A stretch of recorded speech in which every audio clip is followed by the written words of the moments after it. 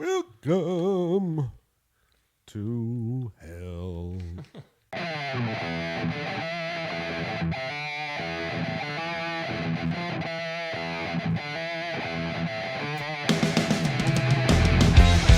Hello and welcome to the Jersey Shore Musicians Podcast. I'm Matt. That's Jeff. And tonight we have my favorite photographer, Mr. Jeff Crespi. Yeah, all right. Thanks for coming on, bud. Thank you for having me. How you doing tonight? Good? I'm good. Awesome. We're raring to go. Nice. Staying well, everybody well, no problem. Everybody's good. Thank God. Thank Very God good. we're all doing our thing. And, thank God for Netflix. And, Just trying to keep busy during a crazy time, you know? yeah, it's wild. So we all know you because we've all worked with you at shows that we've played on the Jersey Shore. I would like to know what got you into photography. So basically, all my life, I've always been somebody that likes to document things. So photography had nothing to do with it. I was basically just looking for something to do with my kid. And I'm a huge music fan, but I never really went to a lot of live shows in my day. Concerts, a few, some arena shows. I was only at the Garden once in my life, as a teenager. I was a club boy. It was kind of dance clubs, had the whole thing, parachute pants. Yeah, I was the dance boy, But so about 15 years ago, KISS just happened to be playing PNC Bank Arts Center. And my son was a 7-year-old kid just walking around the house listening to my CDs. And KISS was just one of the CDs that he was listening to. Psycho Circus, actually. Oh, nice. And so he was this little kid just with the big headphones singing aloud in the backseat of the car to KISS Psycho Circus. That's pretty awesome. KISS just happened to be playing PNC that summer. I don't think I was at a live show in probably over 25 years at that point. I'm also a recovering alcoholic and addict. And at that time, I had a couple of decades under my belt, but I had no idea how I would react at a live show at that point. But I said, you know what? I'll get 2 lawn seats, and let's see how it goes. So I take him to go see KISS, and he was a typical 7-year-old kid. Wow, the fire, the booms. Yeah, the bright eyes. Yeah, and I loved KISS. It was one of my favorite bands, although I never went to see them in the early days. So we had a good time. And I remember going home, and I'm saying to my wife, this could be like that father-son bonding thing. Concerts. Yeah. Hey, how cool would that be? Yeah. So I think the following month, Motley Crue played, still PNC. I took him to see Motley Crue. Again, we had a good time, other than, when Tommy came out with the titty cam, and I'm sitting next to this woman with like young kids too on the lawn, and we both looked at each other and go, that's going to leave a mark, but it was fun and we had a good time. So at that time, my wife was actually working for a very, very large music company. She's not a music person, but she was just working in this office in New York City for this large music distributor called Alternative Distribution Alliance, which was affiliated with Warner Music. Okay. It was owned by Time Warner. We all know that brand. Yeah. So, at that time, Time Warner owned everything. Mm-hmm. So they had, they were like a music distributor that handled all like 150 labels. Rhino, Side One Dummy, Epitaph, Warner. So instantly we had access to everything you could imagine. She would come home with duffel bags filled with stuff you never even heard of, stuff that wasn't even out there yet. Wow. And me and my son are just sitting in the living room, just popping these CDs in the computer. And we're like, oh, that's cool. Oh, that sucks. And, and that's kind of what we did. And we would just kind of separate the good from the crap, but that's kind of but that got me to learn a lot of different types of music, things that were out there that I didn't even know of, and different genres. And anyway, so now I'm like, okay. She comes home, she says, there's this club in Sayreville called Starland Ballroom. I think I could get you on some guest lists. So I'm like, really? Okay, I'll go check it out. So I go take a friend. We just go to a show just to check it out. And we loved it. I said, maybe I could take my son here. All the shows pretty much other than like 2 a year were like all ages. Mm-hmm. So I'm like, okay. So I remember the first 3 shows that I took my son to there was Toad the Wet Sprocket. Okay. Which I knew. Yeah. Bouncing Souls, which Okay. I didn't know who they were at the time, and MSI, Mindless Self-Indulgence, which was a crazy. That's an thing. interesting one for a small kid. Yeah, so all right off the bat, we had 3 different experiences. Now again, he's like 9 years old at this point. He has no clue. He's just like, this is absorbing. amazing. Bodies flying, people all over, and we're just meeting everybody, online.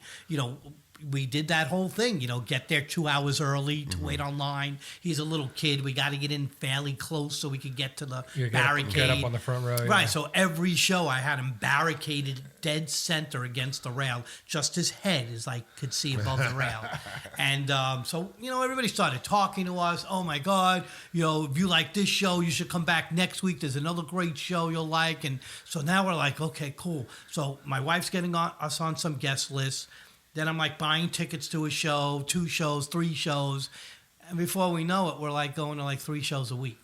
Wow. All right. And I'm like, holy shit. So after the first year, I found out that Starland Ballroom has the season pass. So I go, okay, let me look into that. So I, at that time, going back about 15 years. Wow. And, okay, how much is a season pass? At that time, it was $1,500 for... You get an actual credit card with your photo on it, and it gave you access to every single show for the year, including a guest. Wow. Now, if you add That's up how much really- each it's show not a bad deal at costs, all. and if you're going, we were going to 100 shows a year at this point. So for us, it was well worth it. I would just hand them $1,500 every December, and I'd get this little card with my photo on it, and we had access to every single show there was. And we used it. We went to every single show there was. That's awesome. And we just, everything. It was one night would be Thin Lizzy, and the next night would be Guar, and the next night might be Hanson. But that was, I'm ska, hardcore, Madball, Suicidal Tendencies, E-Town. And, so it was everything. And we were just having a blast. That's great. Biohazard, Typo Negative, I never seen that before. Yeah. I'm like, this is incredible. This is insane. So obviously we just started meeting people and making friends with everybody as fans. But I always had a thing for documentation. So I was always taking pictures at the shows for that purpose and that purpose only. Little point and shoot camera. And I remember it was always a Fuji camera.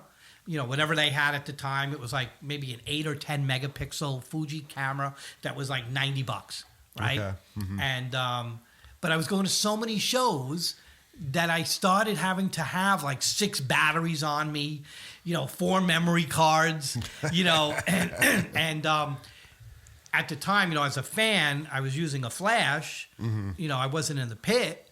And almost a year to the date, every year, the bulb would burn out. That's how many pictures I was taking. Wow. Of everything, crowd surfers. So the whole thing initially was all the security guards wanted me to take pictures of them catching crowd surfers.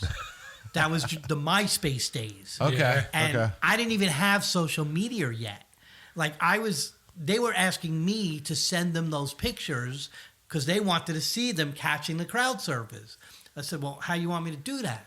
So I was literally sending this one guy 5 pictures at a time through an AOL email. Okay. And then finally he said, dude, just fucking get a MySpace account.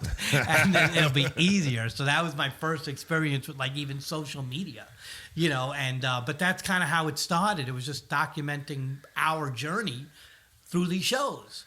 And then it became where I had my spot. There was, right on the corner of the barricade. That became the big joke of the club. My son became the mascot. He had a shirt that we used to have all the bands sign. Okay. So he was wearing this shirt that said Mr. Starland, and so everything just became the focus of us as fans. Wow. We even got written up in some local newspapers, father-son bonding through music, 150 shows a year, all that kind of thing. That's really cool. And so that's kind of was the whole purpose at that time. Photography was never a thought process. It was just having fun and experiencing all types of music. And God, for about 7 years, that's what we did. Seven straight years. Season pass holders. Starland Ballroom was the only club I ever walked into for 7 years. Wow. Other than like local VFW shows. When my son got into like middle school, he was like 13 years old, and he's like, Dad, my friends are playing, at the VFW in Freehold. They don't do shows at the VFW in Freehold. Yeah, they do. Yeah, I had no idea. I think they're starting out again. He comes home with tickets. He goes, "It's Freehold." He said, "We'll go check it out." And I'm like, "Holy shit! This is great! Like I never knew this existed. These were these kids, and they were doing it all themselves, setting it up." Doing the sound, merch tables, and I was like, I'm buying everything. Like I'm buying all the T-shirts, all the CDs. So all these kids kept calling me the show dad, right? So I'm like, now the next thing I know is they're messaging me, Jeff, you're coming to the show Saturday. Jeff, we're doing this. Well, could you help us out finding bands? And I'm like, and that kind of triggered me to make my own first website, and my first website was nothing but MySpace links to the band sites. Okay. That's all it was just links. Yeah. And I would like, just go to my website and just look at links, and you'll see the bands and see if a band fits your show. Yeah. Type of, ska bands, pop punk bands, whatever it was. But that also gave me the experience of a lot of cool bands that I saw for the very first time through VFW shows, Elks Lodges, Moose Lodges, and I started going all over New Jersey. Well, those are the best shows too, because there's like at least back when I used to go to them and play them, there was like such a sense of community in those shows and the bands that played those shows. Right, and my son was young. I wasn't the parent that was just going to drop my kid off and say, call me when you're done. Yeah. That wasn't my thing. Mm-hmm. And so I'm like, I'm in there with you. So I kind of, had to teach him and like show him, like, see that guy? You don't go in the pit when he's in the pit. You know what I'm saying? And I kind of would watch out for these kids and make sure they didn't get hurt and things like that. And so it was really cool. But again, it was all just documentation from a picture standpoint.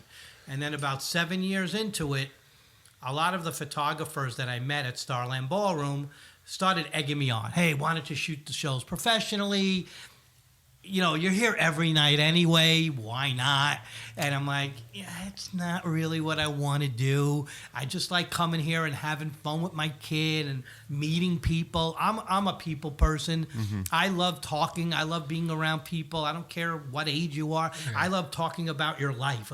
I love hearing about people's interests and hobbies and passions. And I love that. And that's one of the things I've always liked about you when I've run into you at shows or here and there. You're always just such a happy, upbeat guy, and it's like a lot of times you see somebody and it's like you're bothering them. Yeah, you're always just like, hey man, how's it going? That's why. To me, why be there if you're not going to want to be there? And so I just that was kind of what it was about. And then I don't know, they kept saying just email a few bands and see if they'll give you like a photo pass. And I'm like, okay. Nobody responded. I think I emailed like 7 or 8 bands. Not a single band responded. And then they said, you got to find like a publication to shoot for. So they'll put in the request for you and get press passes. All right. So I don't know any publications at that point. I'm like, so something popped up on Facebook. And I'm like, let me email this person. I found like an email. And I said, let me email this woman. Tell her what I do with shows with my son. Maybe I could write reviews or something like that. And this woman writes me back very nicely and says, I love what you do with your son. How about I put you down as a staff photographer and help you get some press passes? Really? Wow. Yeah. Okay. What do I do next? Like, what do I do? I had no idea. Like, what do I do? Right? So I'm like, okay. She said, well, send me a list of shows that you want to shoot, and I'll take care of the rest. Now, again, it's only Starland at this point. So I'm like, I go on their schedule. And I send her like 3 weeks worth of shows on the schedule. And every day was like, confirmed. Really? Holy shit. Wow. So now I had to call somebody up, say, what camera? I don't know. I don't have a camera. I don't have a professional camera. What do I do? And they kind of recommended me a camera. And it was the T3i at the time. I think it was $599 at Best Buy. And one lens I had to buy, which was a 50 millimeter prime lens, which was $100. So $700, $800 right out of the gate. Mm-hmm. And my wife's like, "Are you getting paid?" No. She's like, and you're going to spend $800 on a camera? Yeah. Photography's like being a musician. Our toys are expensive too. The very first show I shot professionally, and the publication turned out to be Amp Magazine, which was one of the biggest publications at that time that covered pretty much everything. And they had a sister magazine that covered the metal scene called Hails and Horns. So I had access to pretty much every single show that came through Starland Ballroom. That's awesome. So I shot like 80 shows in the first 100 days. And I'm sitting in this photo pit now, and everybody knows me as a fan, so now they're all egging me on. Yeah, Jeff's in the bitch. Yeah, it was really cool.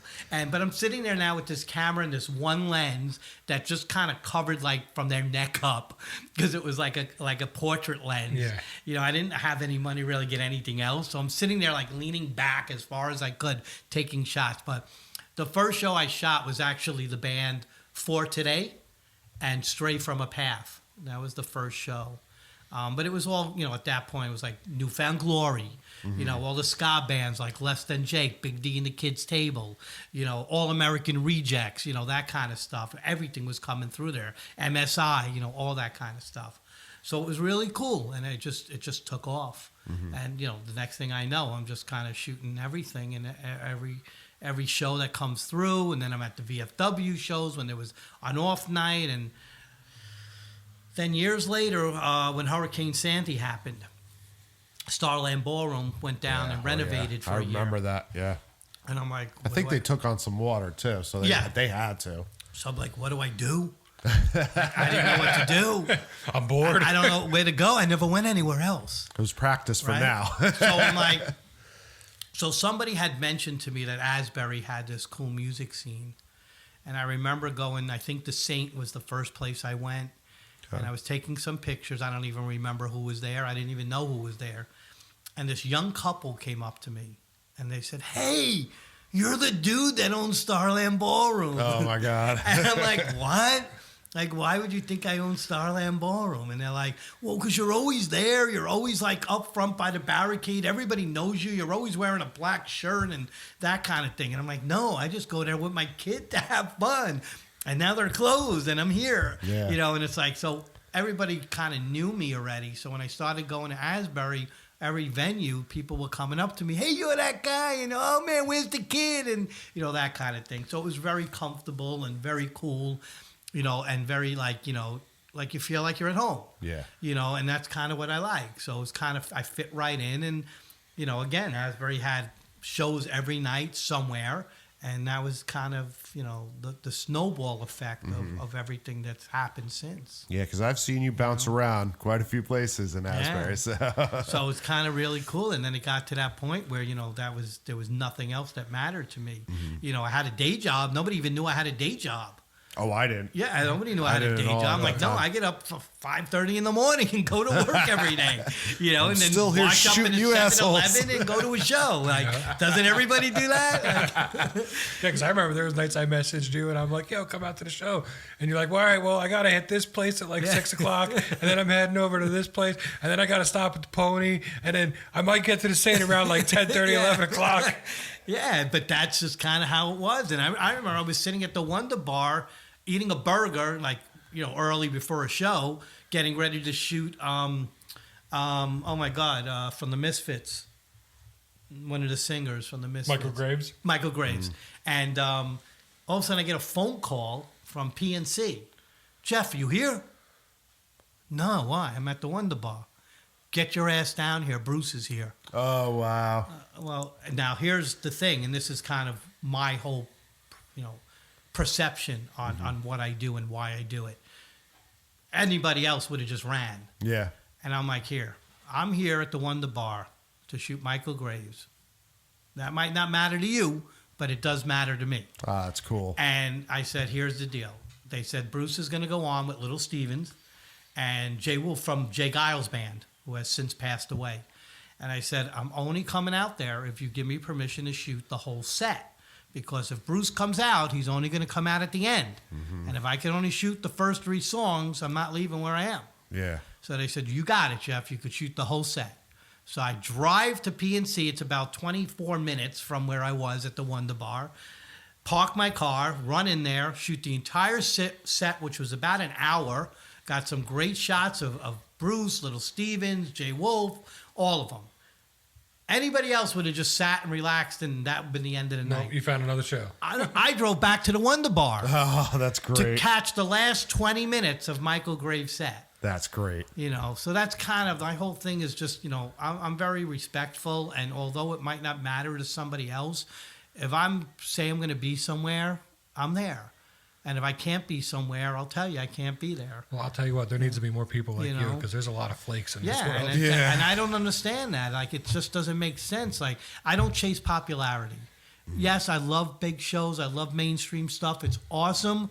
But I always say I'll take a 14-band battle of the bands any day. Wow. Because cool. It's just those are the bands that they still have that pure energy. You can't be a Bruce without that first. True. You can't have a Willie Nile or a Jesse Malin without that first. Yeah. Well, so we were talking with our friend Eric in our last episode, and where you're like, what's your favorite kind of customer that comes into your guitar shop? And he goes, that teenage kid with the bright eyes. Yeah, of and course. They're just so into it. And Right. It's the same They thing. so appreciate when they, I'd go to the Saint on a Tuesday night in the middle of a snowstorm, and for a band I never even heard of. And Scott would say, what are you doing here? And he says, why aren't you over there at that show? And I'm like, that's why I'm here. Yeah. Because look what you see here. There's 12 people, a band that nobody knows, and because everybody else is at the popular one. Mm-hmm. That's how you find those diamonds in the rough, though. Yeah, so that's kind of how it was. And there was times I go to shows, I don't want to know who they are. I don't even want to know what they sound like. I might like a show just because of the way they're dressed. Yeah. I don't. The music is just one aspect of it. I don't go to shows only for the music. I go to the shows for the atmosphere And the people. And there could be something about that show that I like visually, but think their music sucks.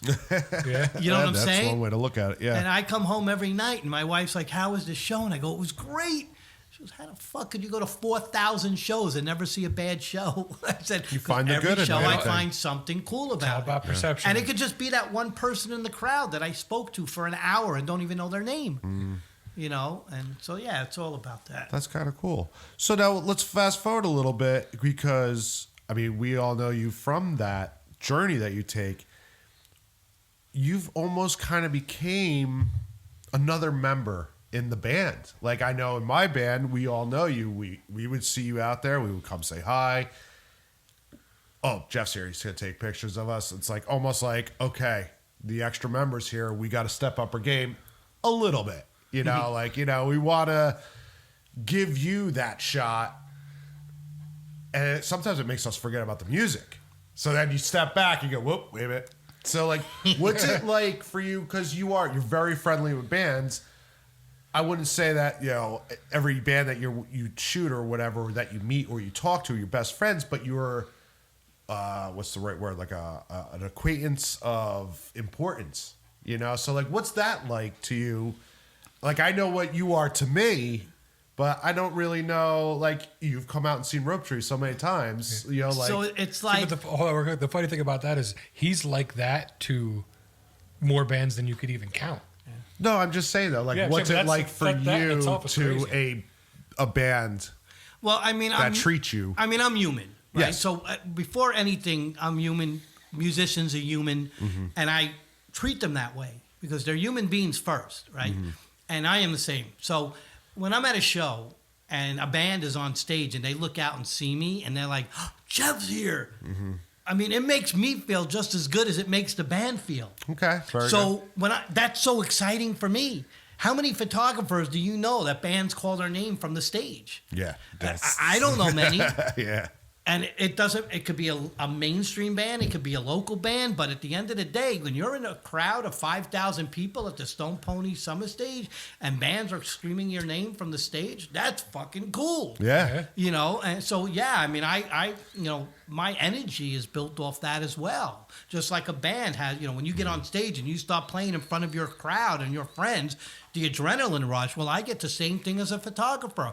And if I don't get that, I shouldn't be there. Yeah.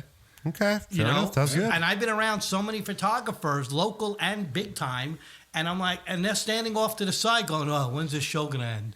I've run through so when's many this that band going to get off? They suck. They And I'm just, it's like they don't even then care why to are be you there. here? Yeah. Like, why are you here? And those could be the ones getting paid. And being like, really? That's who's getting paid? Yeah, right. So it's kind of, that was the whole thing too. It's like everything was about passion and feel for me. Okay. And if that wasn't there, let's move on to something else, because if I'm not passionate about it, then there's no reason to be there. Gotcha. Very good. It's a good way to look at it, man. It's just passion for your craft. Yeah, That's I mean, who really wants to what it is. go out? Listen, I spend more time shooting shows than my day job. And in terms of how many hours I put into it. Mm-hmm. Now, yeah, I mean, I don't make, a tenth of it back, Mm-hmm. but at the end of the day, I'm sure it's not going to put in all that time and effort for something I didn't like. True. And to help you too, like the relationship you have with the bands, Sure. they're so much more comfortable with you. So it's not like you're getting like awkward poses. It's just the connection between you and the people on the stage is so much more natural. Oh, 100%. Yeah. And I would always say, like, people ask me that question all the time, like, how do you get the shots you get, or how do you do it, the way you do it? And I'm like, you got to understand, it's not just taking pictures. It's understanding the whole scene. It's timing. I time lighting. I learn how the bands move. I know when somebody's going to jump. I know when somebody's going to move from one side of the stage to the other. I look at those things over time, and I learn that. Mm-hmm. And every venue has a different pattern of how they do their lighting, Mm-hmm. or how they do their stage production, and those are things that are always going through my head, and I'm keeping there. So when I go to a show and I see a band that I might have seen many times before, I already know, what I'm looking for, and I already know what color or the timing of when the lights are going to change from yellow to blue or to red. Oh, okay. You know what I'm saying? So I know what I'm already looking for. That's cool. So I don't know, for me, probably like I'd say at least 3 out of my 5 favorite pictures of myself were taken by you Yeah. at the Saint on stage. So I every venue has something about it that I like, and that question gets asked all the time. What venue do you like better, for purpose of shooting? And I said, well, that makes no sense, because like every venue has an atmosphere, Yeah. and whether it be a good atmosphere or a bad one from the from the perspective of photography, that's what being a photographer is adapting to whatever setting you're in. I'm not expecting to go to the Brighton bar and see a well-lit venue. No. Right? No. So and if you're a band... Well, you're not going to the Brighton bar anymore at all. And if you're a band that says, Jeff, come shoot us, we're playing at the Brighton bar, then you better not expect, great light pictures. That's like my favorite so- picture you took the last time we played the Saint. It's you hit it just as the lights Yeah. popped white, and there's the smoke, smoke, fill the in the haze, background, yeah. and I got my beer up like Yeah. this, chugging it down. It's perfect. So it is what it is. I mean, to me, you're not a photographer if you're worried about what the lighting's going to be at a place that your friend's band is playing. Yeah, you have to adapt to it. Yeah. Okay, I'm not going to ask you about your favorite venue, but I am going to ask you about your favorite lenses and camera or tools of your trade. Okay. So, like I said, at the beginning, it started off at the bare basics. And as you get more and more into it, you get very, excited for all the new stuff that comes out, right? Whether it be camera bodies, a new camera lens, do I get this range, that range? I need something that, zooms in really close, because if I'm at a venue where I got to shoot from the front of house, that kind of thing. And now that I've been doing it so long, it comes full circle. Now I'm down to just the bare minimum. Oh, wow. So after you go figured out out what and works spend best for tens you. of thousands of dollars on equipment, now I'm back to a $400 used lens, Okay. where my first real lens was an $1,800 lens. Wow. Right? So, you go from a $5,000 setup back to a $2,000 setup. And you realize that, yeah, a new camera might give you better features, but not as much as you think for the purpose of spending $3 more grand. A couple bells, couple whistles. Right. All the new equipment that's out there is really geared more towards better video, Oh, okay. not better stills, other than some focusing features. Okay. But like I said, I'm still using cameras that I bought over 4 years ago. Because that's what works best for you. And I'm like, I don't see much different. I watch people that went out and bought the new Canons, $5,000 just for the body. Their pictures don't look any different than mine. Okay. So either it's the camera don't make a difference, or you're not a good photographer. I don't know. I mean, pick one. Like, you know, I don't know. I don't know the answer to that question, but it is what it is. So, like I said, it's, you know, the newer stuff is much more, you know, technology in general. As technology expands,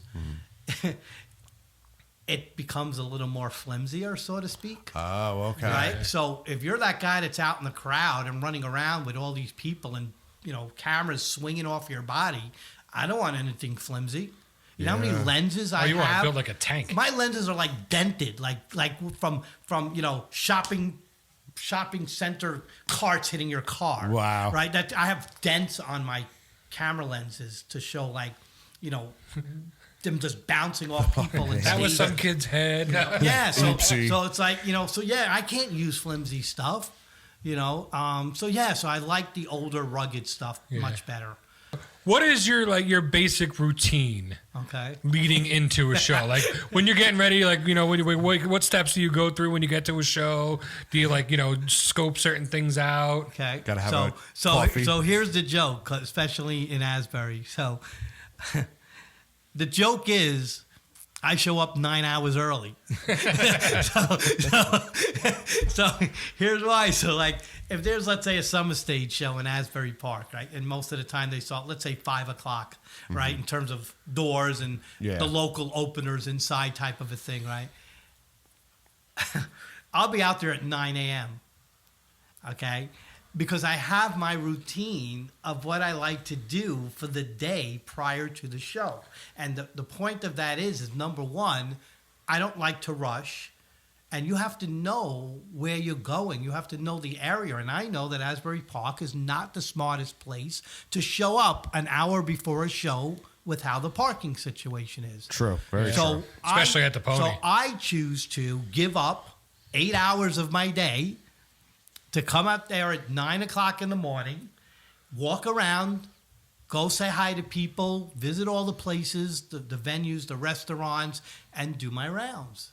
And I love that because it's like I go see everybody in that 4 or 5 block radius before the show even starts. And then when that show starts, I'm already there. I'm ready to go. Okay. You know, and yes, there are certain shows that I find out information, you know, because I'm there early. What's going on? Are there VIPs? Are there, you know, is it somebody I might know that might let me get a band shot? Or so there are valuable aspects of being there early. Meeting a tour manager. And hey, listen, you mind if I get a few band shots of these guys? Some of them are cool. Yeah, Jeff, no problem, man. Come in the back. Or some of them might say, no, sorry, can't do that. That's cool, but like I said, if I show up right when that show starts, none of that could happen. So I do like that pregame kind of chill, getting ready, not rushing type of a thing. Cool. That leads me into, I'd like to hear some of your best and worst time war stories. You know, what was a good one? Were you like out in the snow taking shots, or is it something similar where like, oh man, I just broke my camera and they're on song 1? You know, like what's the most memorable for you, good and bad? I mean, in terms of like a show, I remember Starland Ballroom, the Ataris. Oh no. Okay. We're playing a show. This is kind of, you know, after their heyday, like trying to make a comeback, so to speak. And the singer literally did the whole set from his knees. Like, he didn't even know his material. He was reading it from sheets. Oh wow. It was the weirdest show I ever saw in my life. Well, I heard he had a good one. Well, that was at the Lanes. Was that the one where he Lanes threw the drummer out? The drum kit. Yeah. And funny story was we were up recording with the guitar player from the Ataris. The drummer was like drunk and he was like messing up. So we were there and we heard all about it. And we look at him and we're like, aren't you glad you're not in that band anymore? Yeah. Like, that's funny. Yeah, so kind of, that was kind of really an odd show. But I've seen some cool stuff. I mean, even, you know, Pony Summer Stage every year, they do that like 90s show. And they have band like Alien Ant Farm and Baseball and Sponge. And I remember Sponge, actually, I think he went through, I think he broke about 6 mic stands on stage just for fun. And you know, the production guy is like, I'm gonna kill him, and even I think Starland, it was a Muir. I think the singer had a fight with his girlfriend and like broke the kitchen door down. Oh wow! You know, so there was like, there's always kind of, you know, suburban scum. You know, just you look over in the right hand corner at the bar and there's just this giant fight going on between gangs. You know, and I'm like, here we go. You know, and I'm like, where's my kid? Yeah. You know, and I'm like, so yeah, there was always some kind of cool moments that you just didn't know, you know, how it was going to turn out and stuff like that. And I think that's kind of one of the elements of being at a live show. Yeah. Like, because, you know, you can listen to CDs in your car, but Still not you're the never same. going to get that experience. I remember the first time I went to see Gorgo Bordello. I didn't know what to expect. And me and my son, again, I have him barricaded right in the center of the barricade.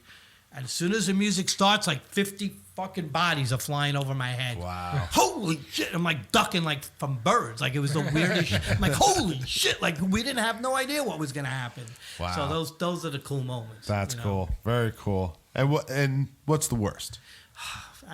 I mean, And not because of a show. I'm going to say like equipment failure. yeah, I mean, too. it's happened. Like thank God, I've never had any major issues where That's a something wooden just table. That's a wooden table. Knock on wood. Yeah, there's something, like I never had an issue where something just didn't work and we couldn't do it. Yes, I had a lens broke. I remember one time I was just looked down and like the whole head of my lens was gone. Oh wow! I just had like a glass bubble. Like it was the weirdest thing, and I still use it. Like I literally use it. They're looking at me like, "What the fuck are you?" It looks like a space orb. That's like, awesome. It works. I don't know. It works. I'm not gonna get rid of it if it works. So, I mean, I've had times where like the focusing would just break. I actually had a brand new lens, an actual 70 to 200 millimeter lens that I just bought for like $1,300, and like a month later, the focusing just broke and stopped. Oh wow! And you know, it's it's garbage at that point. What do you do? Yeah. You know, so how do you go home and tell your wife I just fucked up $1,300? You know, Very gently. You go home, honey, I love you. I played it off. I didn't tell her. I waited a year and said I need a new lens. There you go. Smart man. But now she knows. We'll edit that out. Don't worry. You know, so yeah, you never know what you're gonna run into. But thank God I've never had any major issues. You know, I have photo shoots. You know, when I do like band shots, like, you know, like I said, a lot of it seems to be more. No, I shouldn't say that. I mean, I've had it with younger bands too. You know, younger bands like teenage bands. You know, they form a band out of like a music school. Okay. And then, you know, the parents call you up, Jeff, we got to do a photo shoot. You know, okay, no problem. We'll go out, do a photo shoot, and then a week later they'll call me up, Jeff. Yeah, the drummer left the band or the guitarist got kicked out.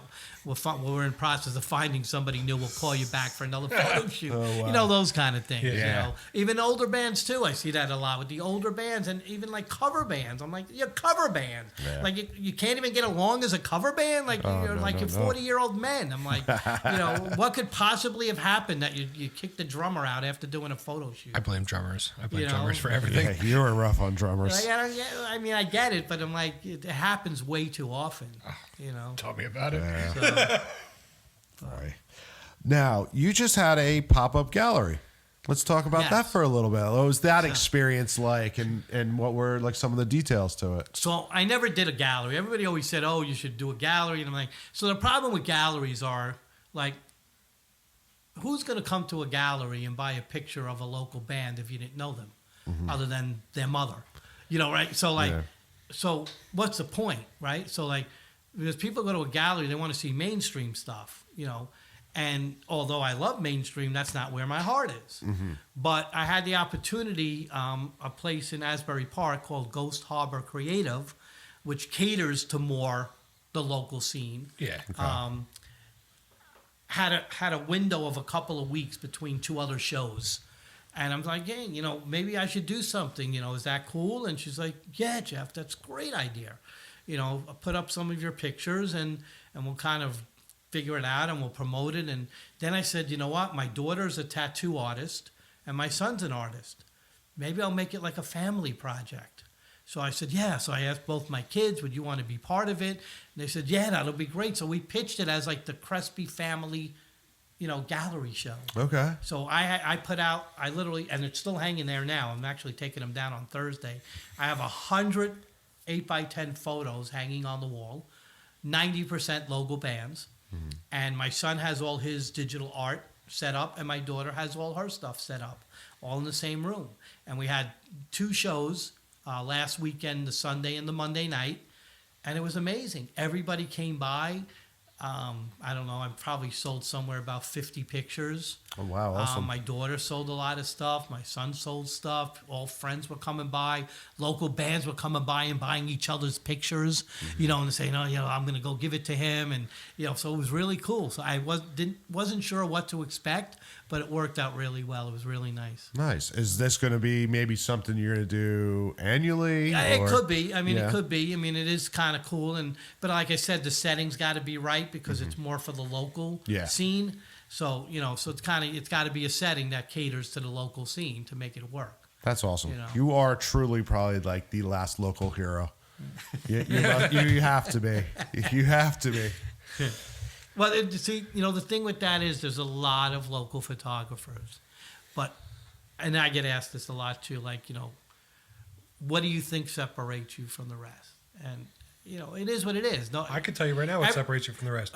You care. well, everybody it's everybody's path to choose, right? Mm-hmm. So I that's their business. But what I find is most local photographers only show up and follow their friends' bands or a specific genre. And that's the difference. I don't pick by genre, and I don't pick by venue, and I don't pick by the band. Yeah, it's everything.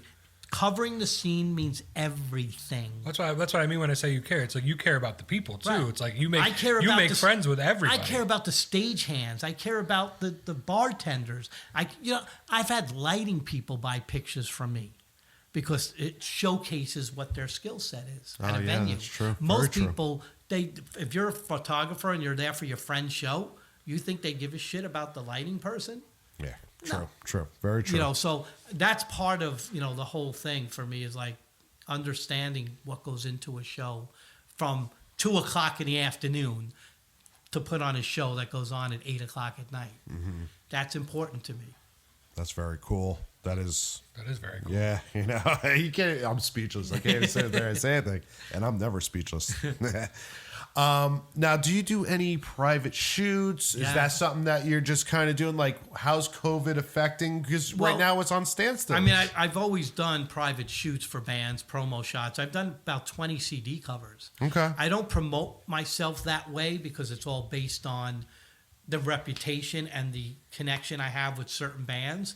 And I also remember, again, we all know each other. Mm-hmm. Whether it be photographers or bands, and I don't want to play that game. I don't get into that social media crap or competition part of it. Yeah. It is what it is, and when bands reach out to me, they reach out to me because they trust me.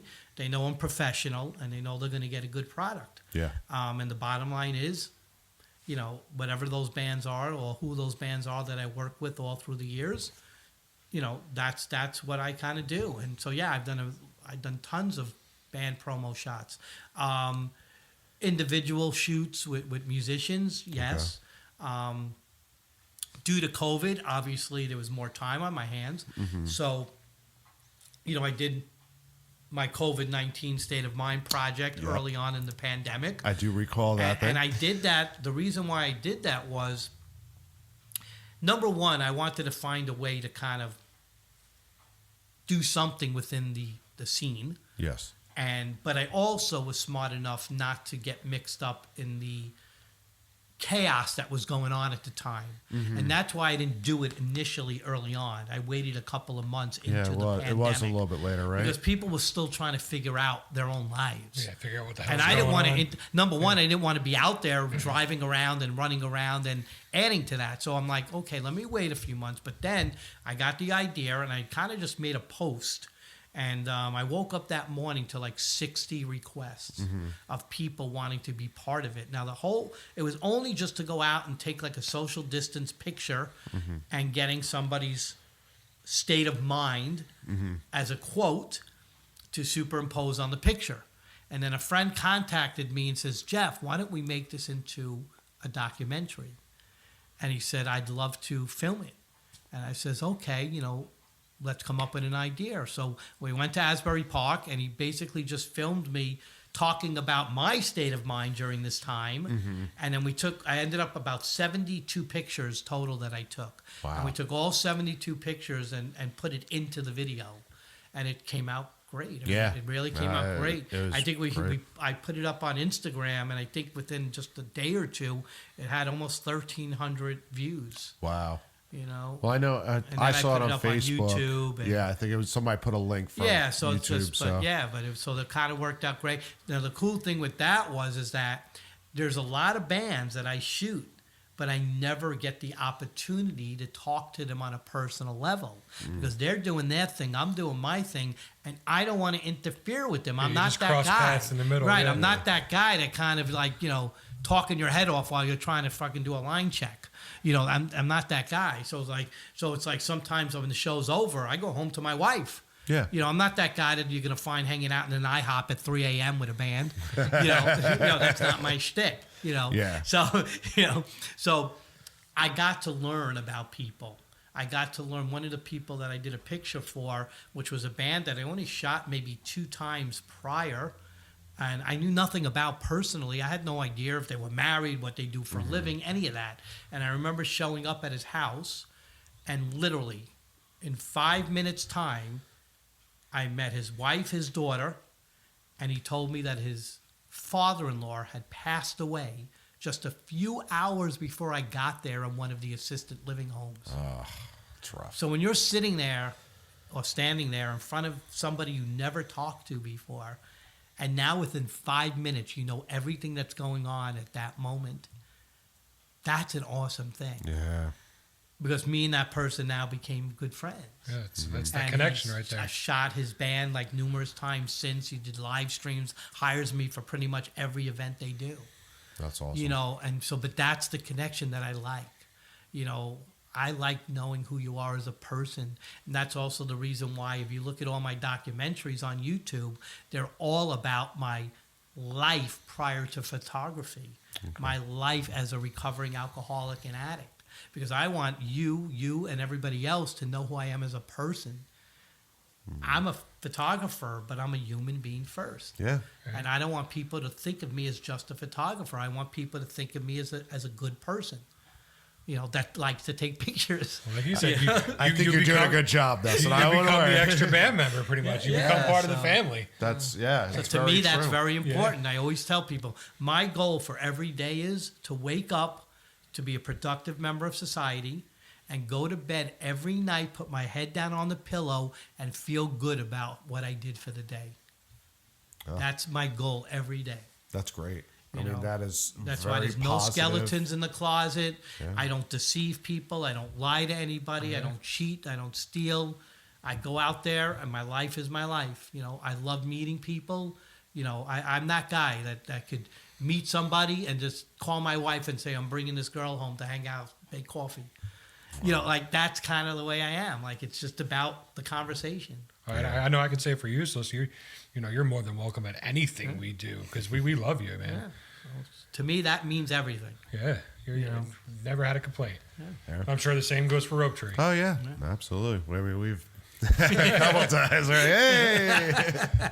Some of us were a little, oh, hey, but no, it's always, hey, how's it going? Yeah. I mean, that last, we had that one. It was at the Pony. I think it was with Bush. Night, and the place was just, it was rocking, and it was after Bush, and I was like, this is great. Yeah. And you went and you made us stand. Yeah. And we're going to take a picture of you with the crowd. The mural there. Yeah. No, that was a different one. I'm saying we just got done playing. The place was still packed. Yes, You're like, you have to stand up front. Yeah. And that picture's still on Facebook. I love that one. That was good. So thank you for being a kind person for that. Any futuristic plans? What do you think's going to happen when... I feel like we're in a good place. We're moving in the right direction. So hopefully bands will be able to start playing stuff to packed houses again. Yeah, I think kind of in the next couple of months, the biggest thing right now is the social distancing. Mm-hmm. As long as social distancing is still a thing, you could not have general admission. That's the biggest key right now for the bigger venues. Yeah. And that's something, those are the conversations that are taking place right now. So a lot of the bands or a lot of the bigger venues are booking tours right now. Okay. But if you look at the pattern, it's late summer, early fall. Yeah, most of them are like August, Right. September. So that's the reason, because they cannot do anything and they don't want to have to cancel and go through rescheduling again. Yeah. So they're all trying to play it safe and not book now. New York already announced that they were kind of opening up New York, I think July 1st. So everything's got to try to stay uniform. So I got to imagine that Jersey, Connecticut, PA Shortly after, got to somehow stay within the same pattern, Yeah, so to speak. It's just a car ride to each state. Right. Well, and also people work in other states that That's they're true, close too. to, so you can't have one without the other. Very true. It's harder that way. So I think everybody's banking on by like July. As long as you lift the social distancing, then it's up to the venues and like Live Nation and AEG Bowery Presents to figure out the process that they want to put in place to get people inside. Yeah. Whether it be with the vaccination card, whether it be with a temperature check, all those things are what's taking place right now in conversation. Okay. So I've already been in touch with a lot of the venues that I frequent. Okay. And they all pretty much said the same thing, that those are the conversations that are going on. And you could see Starland Ballroom and the Stone Pony are announcing shows, but they're all pretty much late summer, fall. Okay. The bigger bands, touring bands, what I'm noticing is they're starting in Europe.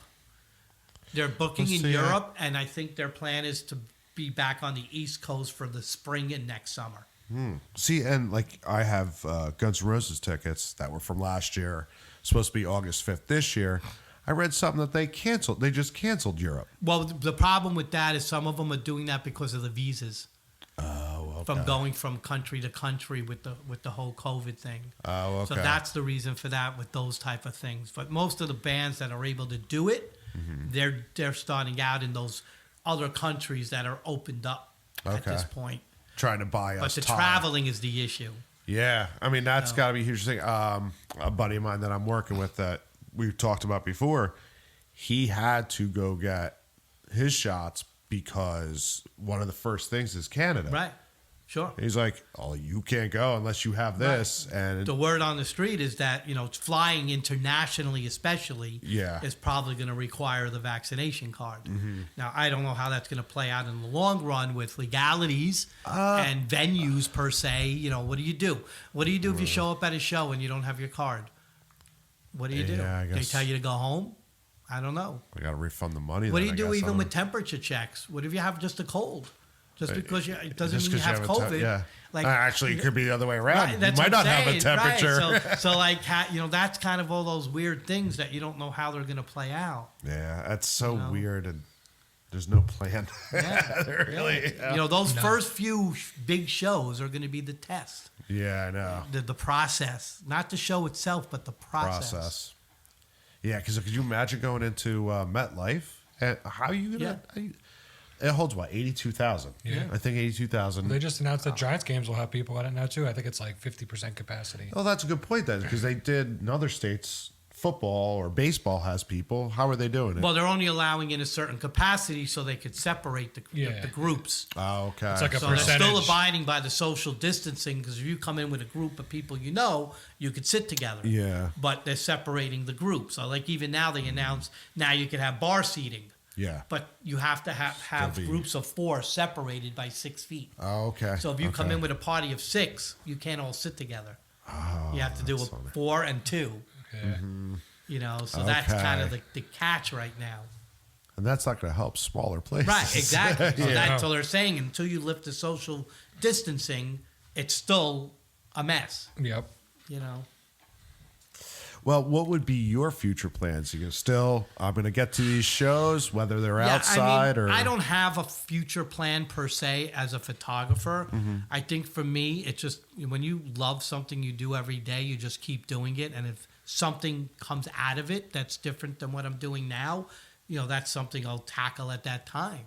But no, I don't have anything in my head of what I want to do 5 or 10 years from now, in terms of photography.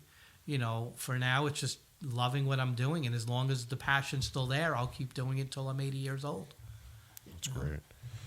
All right. Well, as a photographer, you don't have to give up names or bands or anything, but what are some things that bands do that you hate as a photographer?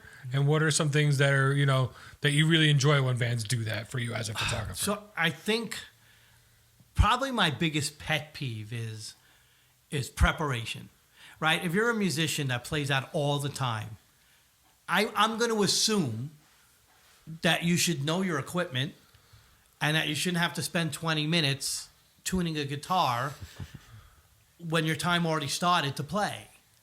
Like, I don't understand that concept. Like if it's the same guitar you used 2 days ago, I saw you.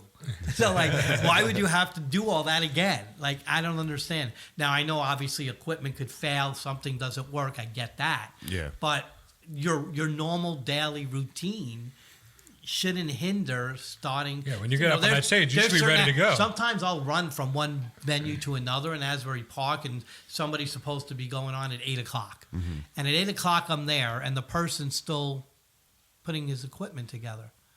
And I'm like, what are you doing? Like, you were supposed to go on 10 minutes ago. And don't get me wrong, I know sometimes that shows start late. And I know that. Well, that's different. I mean, if the venue had an issue, that's one thing. But as an artist, the prep work should be already figured out.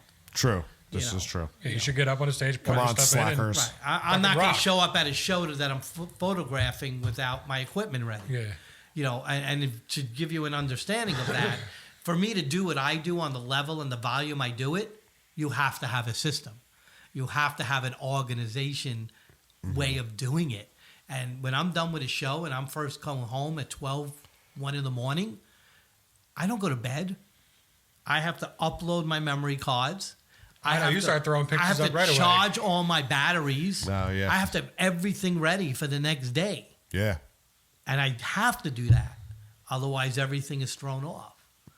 So I don't know. I mean, I know, musicians are no different than artists. It's some are just very wacky and offbeat. Yeah, that does happen.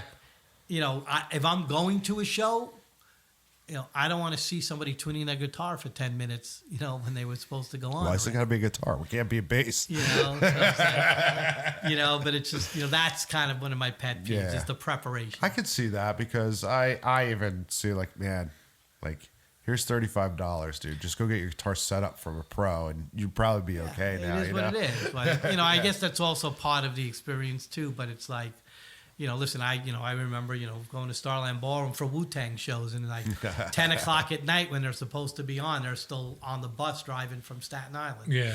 So it's like, those things happen. I mean, like Guns N' Roses was famous. 2 for that, hours late, easy. So it's like, but people still paid that money and went to see them every show. Yeah. So it is what it is. But to me, I guess it's more the local scene. Like, if you're a local artist and you're trying to make a name for yourself. Yeah, you always want to step off your right foot and have a good impression. Right, exactly. So. And I've gone to sometimes walked into a place to shoot a certain person or band, and they're not ready. Guess what? I got to head out because I already told another band I'm going to be there a half hour later. Yeah. So that's the hard thing for me. Like, when I'm in Asbury Park and I'm doing 6 places and I got, you got a schedule to keep. I contact all the venues. Like, could you give me the set list, right? Oh, okay. And I know which venues are very on time and I know which venues aren't. Right. And, when you get the privately owned venues like the Brighton Bar, the Saint, time's not an issue. Oh, yeah. No, right? they don't But care. the Pony and Starland, it's, you're not ready at that time. You lose time of your set. Oh, yeah, they don't care. There's no take your time and figure it out. That doesn't happen. So I know which venue. So when a band says, Jeff, I'm playing the Brighton Bar, we're going on at 9, I know 9 means 10. Oh, okay. You know what I'm saying? Yeah. And I'm like, and if they want me to be there, I'm like, you got to communicate with me, because if you're not going on at 9, you better let me know before I leave another venue. So that all kind of is part of what I do. So it's almost like having your event planner out and be like, okay, well, I keep a sheet of paper, right? Like an 8.5 by 11 inch piece of paper. And about 6 venues I have written on there, right? And every venue underneath, I have their entire schedule for the month. Okay. For the month. Wow. Right? And then circled every show that I have to be at. Then it's circled every show that I want to be at. Yeah. And then as people call me and message me all day and night, I have to have that piece of paper in front of me. Because when someone says, Jeff, we're playing, March 12th at Asbury Lanes, could you be there? I need something physically in front of me to see, am I available, March 12th? Because otherwise I got to wait till 12 o'clock that night to see. So I don't want the bands to wait, and I don't want to wait 4 hours to let them know. Yeah. So I always have a piece of paper on me with the entire month schedule of every venue I frequent. Wow. See, it's not just showing up and taking pictures. No. He's got it planned out. He's got to play that. All right. Well, Unlike us. Going back to before you said when you got to Asbury, it felt like home. What venue feels most like home to you? I mean, obviously. out of not just Asbury. Well, see, anywhere. obviously, Starland Ballroom means everything to me because Yeah, that was the start of everything. Starland Ballroom was the club that I walked in for the first time with my kid. You know how many times I got yelled at? You know how many times I got, the general manager, almost every show would be, hey, Jeff, why is your fucking kid sleeping on the bench? Oh. Why is your fucking kid outside bothering security? That was an every show occurrence. They literally, it was to the point where they told me I was no longer allowed to stand where I normally stand because I was causing too much of a ruckus. Wow. Because so many people were coming into the venue and barging through the crowd to come see me. And I would have piles of all my son and his friends' stuff, their coats, their wallets, their cigarette packs, their phones just piled in my pockets and under the barricade so they could go in the pit and not have to worry about losing anything. So in every show, it was like, Jeff, come here. You're no longer allowed to stand there. Like, what? Like, what do you mean I'm no longer standing there? It's like a general admission venue. What do you? So, but that was part of it. It was like, but then those years went on and on and on. And then, the next time when I came in that first time as a professional photographer, everybody was like, you see, years went by and here you are, man, doing your thing. That's really cool. So that was always cool. So Starland Ballroom means everything to me. In terms of feeling at home and comfortable, the Stone Pony is very different than Starland Ballroom in terms of how it's run. It's a little bit more laid back. So it is a more comfortable feeling. It's, not as many rules, so to speak. And they give me the freedom to do pretty much what I want within reason. Summer stage shows, if a lot of people don't know this, but those summer stage shows are not Stone Pony shows. They are run by Live Nation. And there's a lot of people that come there and photographers, local photographers, that don't understand why they can't go out there in the summer stage area and take pictures from the crowd with a professional camera. They're not Stone Pony shows. The Stone Pony does not have a say in what goes on those shows. And as a band that's played, inside, there's certain rules and certain things that you have to abide by. Right. You can't say you're opening up for Bush. Yeah. You can't. There's certain things because You're they're the separate after party. shows. It's the after party. They're separate shows. The Stone Pony Summer Stage is run by Live Nation. Inside is run by Kyle as the promoter. Yeah. So it's kind of, but the Stone Pony is the place that I feel the most comfortable in terms of showing up, doing my thing, sitting down, eating something, talking to the bartenders as they're setting up and getting their bars prepared and that kind of stuff, Very cool. Yeah, I've always felt like that way about the Saint. That's my place. Yeah, and again, every venue has its thing. Every venue has... I know where I'm going to be in each venue. I know where I'm going to stand. I know where I need to be. I know when to get to a venue to be able to get the spot I want to be at. Yeah. Those are all things I've learned over time. If you notice, unless I'm bouncing around, if you're playing a show, even if you're the headliner at 10 o'clock at night, I'm still there at 4 o'clock in the afternoon shooting every band before you. Yeah. And people used to say that to me. I had photographers that say to me, if you're working for that band, why are you shooting the other bands? Isn't that disrespectful? And I says, no, why should it be disrespectful? Now, the band that's paying me is going to get all the pictures. Yeah. The other bands are not, but I'm still going to shoot them. Number one, it's promotion for me. Yeah. Number two, I'm going to tell you guys, you know how many times bands have reached out to me that I wasn't working for and said, hey, I saw you were taking pictures. Could we see the pictures? And I'd say, well, I was working for these other two bands. I did take pictures of you like I do as a courtesy, but I can't send them to you because I wasn't working for you. You know how many times they turn around and say how much you want for the pictures? Wow. Yeah. Almost every show. Wow. That's awesome. And why wouldn't I take pictures of every band? I love taking pictures. That's a weird thing to say, disrespectful, because like if you're there, isn't it disrespectful to the other bands to not take their pictures? Right, well, they were looking Like at they're it not good enough that for the your band pictures? that you're shooting would be pissed that I was taking pictures of all the bands and not just you.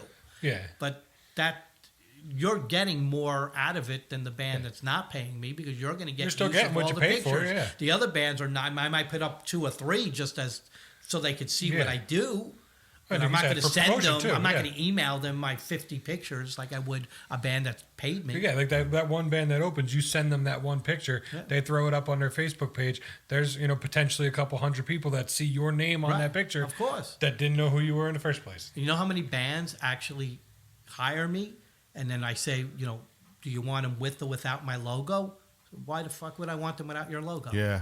They're like, it's your brand. That's what we want. Oh, That's I what we always give you want. credit. I'm like, I've even yelled at my cool. own band members because we'll get pictures from you, and then they'll put it on Facebook or something, and like half of your logo gets like cropped out when they do the picture. I'm like, you're gonna take that down, you're gonna re-upload it, and you're gonna leave Jeff's name on the bottom of it. So I think that's cool too. That when bands kind of respect that, that's cool. That's your thing, man.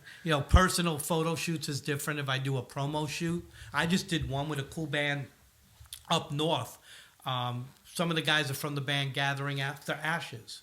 Okay. And they formed a new project called Mad World. And they hired me. They said, Jeff, we want you to do the photo shoot. We went up north. They rented a studio up north in Union. And I did the whole shoot for them in the studio. And it was great. And it was awesome. And I thanked them to death, for reaching out to me. I haven't seen them in years. That's great. Oh, that's great. That's awesome. But again, it's that relationship you build with the people that makes it what it is. Yeah. You're not just a photographer. Yeah, and I like that. Like you had mentioned before, I want to feel like I'm part of the show. Mm-hmm. That's important to me. I don't want, like I said, I don't want people to just look at me as a photographer. I want people to realize that I'm a human being and I'm at a place that I enjoy being at. So when I'm in the photo pit and fans are yelling my name, that's awesome. Yeah, no, that is. Jeff's here. Yeah, take our picture. And I'll have those people in the front row, just take my picture. So that's so cool. Yeah, You no, know? absolutely. I mean, 100%. you don't hear that very often. Yeah, you like I really said, don't. it goes back to, like I said, when I was younger, music had a real community. Right. And that's kind of went to the it's- wayside over the years. But you could still find, like with you, there's still pockets where everybody's, you're not just like, a band that played together. You're friends. You could sit down. You could talk. You could have a beer with somebody, anybody, anything. It's more than just show up, do your thing, and you're out. Yeah, no, and I'm a very personable person anyway. So it's like, there's been times, I think the Saint, we had Modern English, right? And they were, I love them. I've never saw them live before that. And they just pulled up in their Mercedes-Benz tour van. Oh my God. And we're at the Saint on Main Street, right? Yeah. And so they didn't know where to eat. So right next door is that place, Mark's, the Jamaican place. And I'm sitting there hanging out with them, just eating Jamaican food. Oh, that's cool. And it was so cool. They're like the funniest guys in the world. They're ranking on each other, and they're 60-something-year-old men. Wow. And so that was really cool. But I get along with everybody. There's never an issue there. I don't care if you're a young band, an old band. I don't have a problem with anybody. I always get along with people. That's great. There needs to be more of that. There needs to be a lot more of that. a lot more. Right. All right. Well, I guess we'll wrap up with this one question. If you could change one thing about the music scene, what would it be and why? So, especially recently with the whole COVID thing, I'm noticing that a lot of musicians are starting to have those conversations about value. in terms of who has the upper hand, the bands or the venues. That's what's circling around right now, especially with the local musicians, what their value is. Now, the answer to that is depends on the band.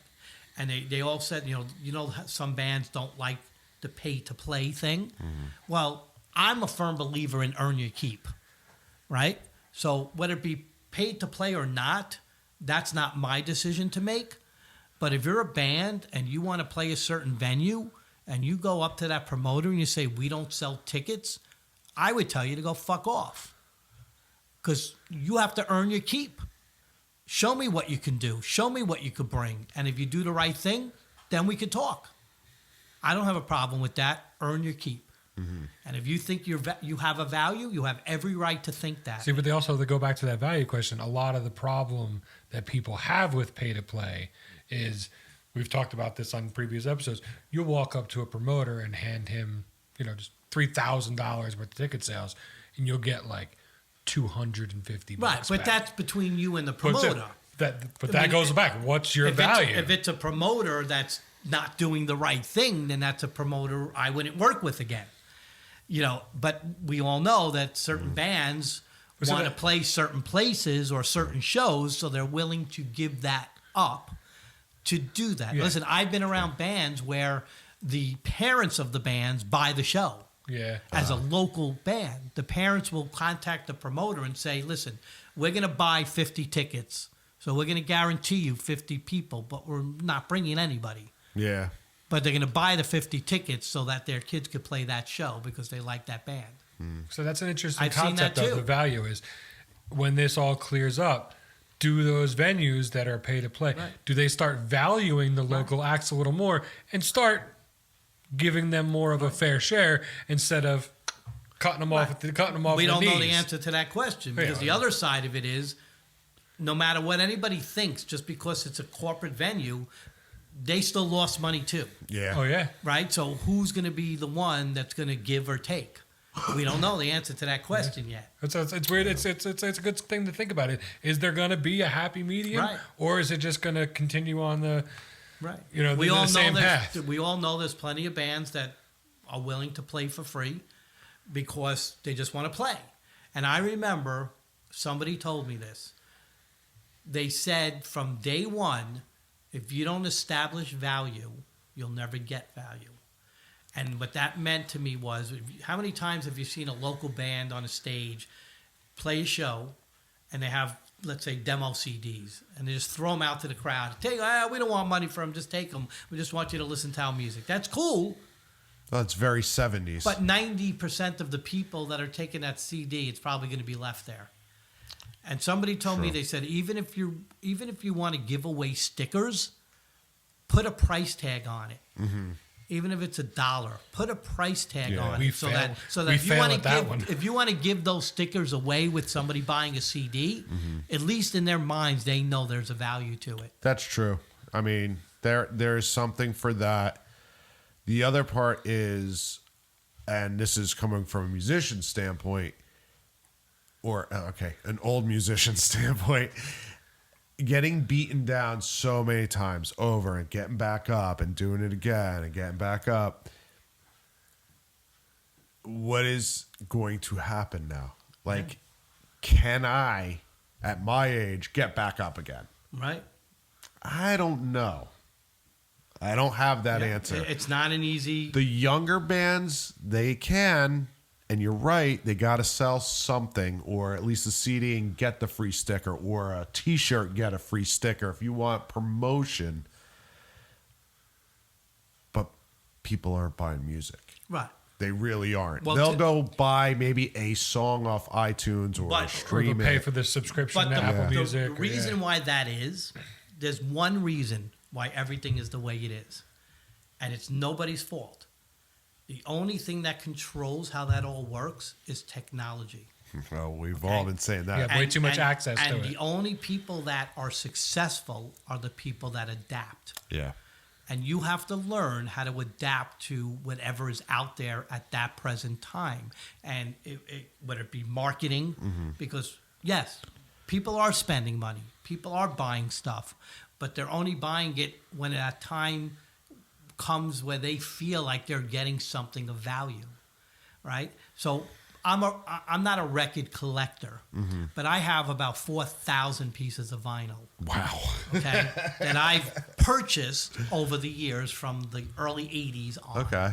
Now, most of my records are from back in the day where you'd go to J&R Music World in New York City, and my wife would buy me the entire top 40 that's hanging on the wall, the 12-inch singles that were $2.99 each. And I'd buy the top 40 every month. And that's how I started to build my collection. And then I would go to thrift shops and I'd buy a crate of records that they'd say, give me $10. Oh, okay. But because of technology today and things like eBay, you can't do that anymore. Because now as things come into thrift shops, people are looking up online what their value is. Yeah. So you can't do that anymore. Yeah. That, and you could also get that same song. Now, it might not be on a record, so I understand that, but you could get the same song for 99 cents. Right.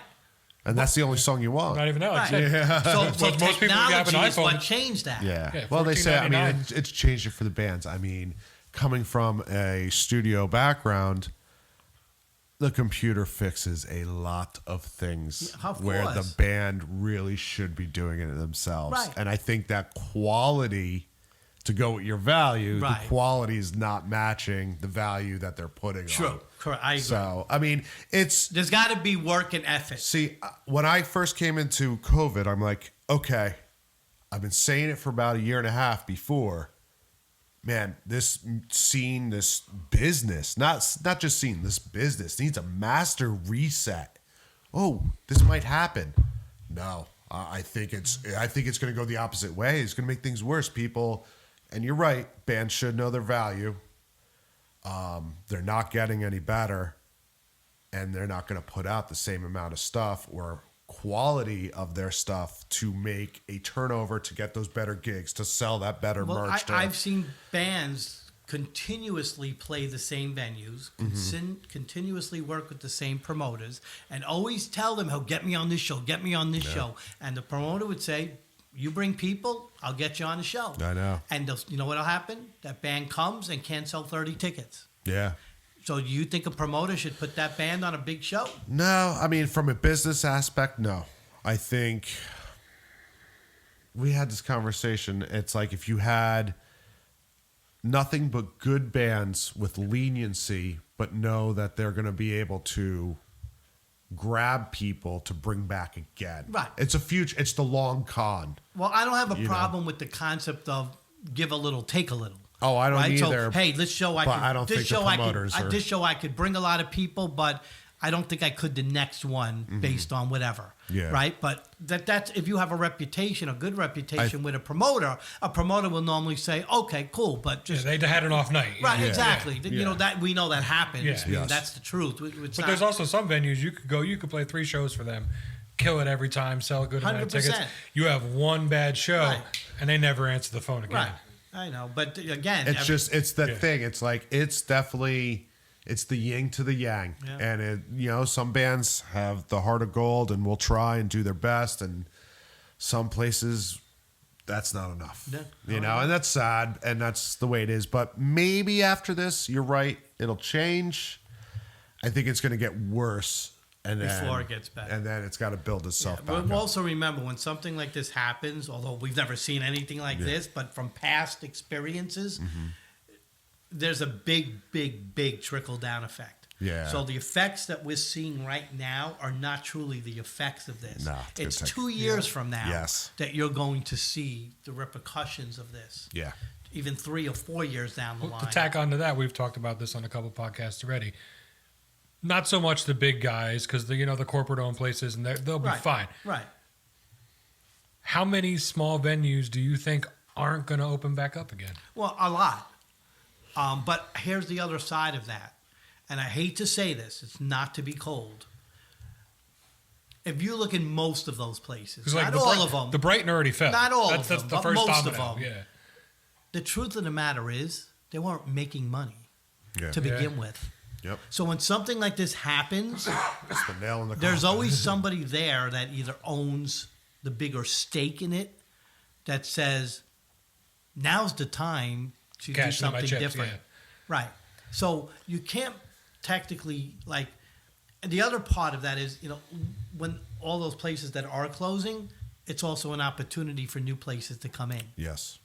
Yep. And it's also an opportunity for new people to Let come the fresh and be blood involved, come in and that are more revamp it. passionate, maybe. Yep.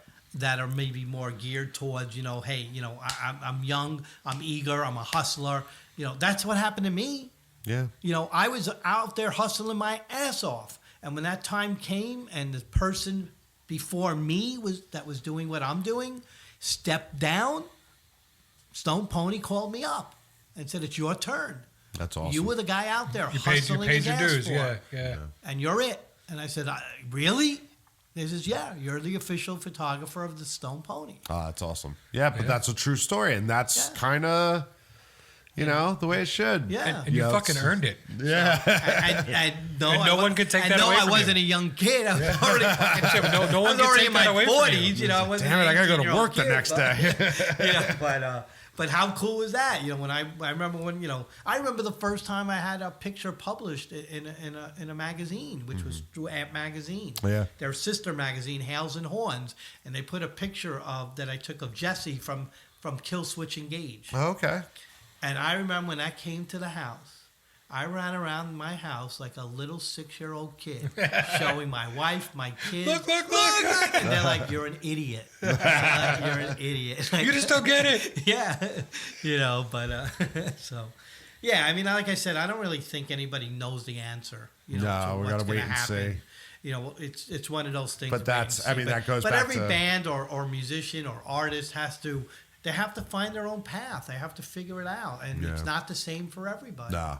You can't just group everybody together.